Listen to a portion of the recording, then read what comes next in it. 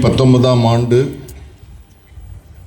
அடிக்கல் நாட்டப்பட்ட இந்த பரிசுத்த தேவாலயம் 1/1/2025ஆம் ஆண்டு 206ஆம் ஆண்டிற்குள் நுழைவதற்கு ஆண்டவர் கிருபை செய்தார்.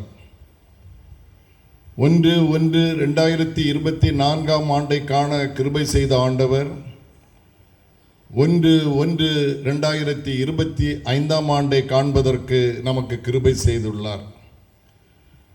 கடந்த வருடம் நம்மிடம் இருந்த அநேகர் இன்று நம்மிடம் இல்லை.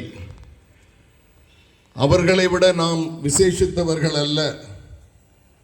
ஆனாலும் ஆண்டவர் நம் மீது கிருபை கடாட்சம் வைத்து புதிய ஆண்டிற்குள் அடியெடுத்து வைப்பதற்கு கிருபை செய்துள்ள காரணம், அவர் ஒரு நோக்கத்தோடு நம்மை இந்த புதிய வருடத்திற்குள்ளாக அழைத்து வந்துள்ளார். ஆண்டவருடைய நோக்கம் நம்மில் நிறைய